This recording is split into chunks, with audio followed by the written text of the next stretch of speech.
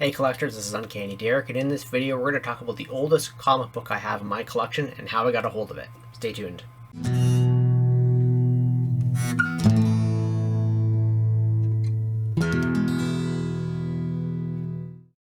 And as usual, if you like what you see, please don't forget to hit like and subscribe down below. Doing all that keeps this channel going and keeps me happy, and you don't want to see me angry. Anyway, so in this video, I want to talk about the oldest comic book I have in my collection. The story behind it is a little personal, and I guess I'll just say that it is a comic book that many of you are probably familiar with, or at least the series you're familiar with.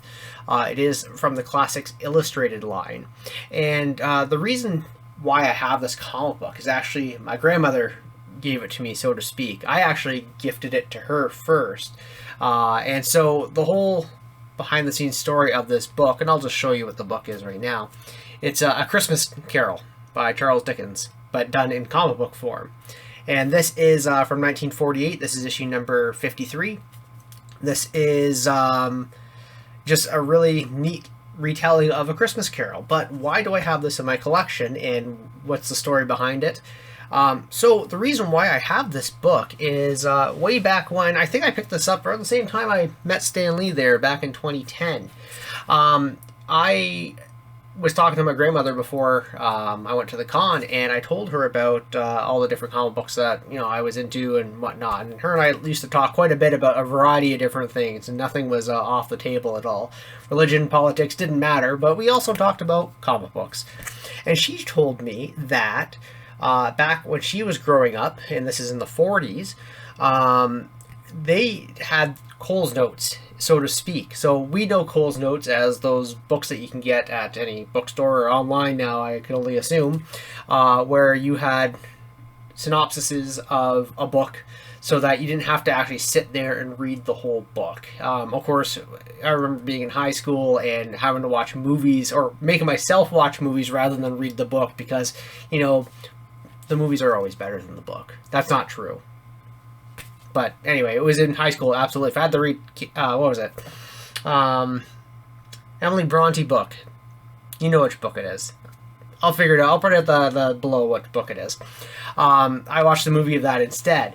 And my grandma told me that instead of having Cole's Notes, because they didn't exist yet, Classics Illustrated was the Cole's Notes of the 40s.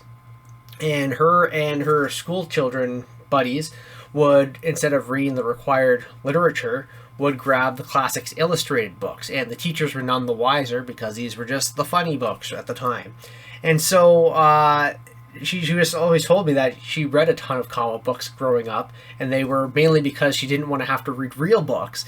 And I thought that was such a cool historical thing that I never would have occurred to me that these would have been treated as a Cole's Notes book. I just think that's really cool. So when I was at the convention, I purposely went out and tried to find a Classics Illustrated book to bring back and to give her. And I knew, like, she was pretty big into Christmas, and obviously I didn't want her to here's Frankenstein, enjoy. I felt this was probably the most tasteful of all the books to give her. And when I came back from the convention, I gifted her the book, and she was very excited to see it. She didn't remember if she had read this or not, but to have her go through the pages and just be like, oh wow, like she remembers some of the ads in there. It was really cool to see that look on her face. And so this book is now in my possession because, unfortunately, about 10 years later, she did pass away. And once went through the house, I got a phone call from my uncle. He goes, Derek, we found this comic book of Grandma's at the house here. Do you know if it's worth anything? And I'm like, what is it? And of course it was A Christmas Carol. I'm like, yeah, I know what book that is. And so it's kind of bittersweet for me to have this now in my collection. Of course, given where it was and how I gifted it, it's now back with me. And so this comic book is part of my collection now. I don't collect Classics Illustrated. I don't plan on adding any more to this collection. But this is one of those books that will have a forever sentimental value to me, because it taught me quite a bit about the history of the Classics Illustrated, and of course the history of comic books, especially in the 40s. And of course it's always a book that will remind me of my grandmother. So that's just a little bit of a touching story to share along with you all.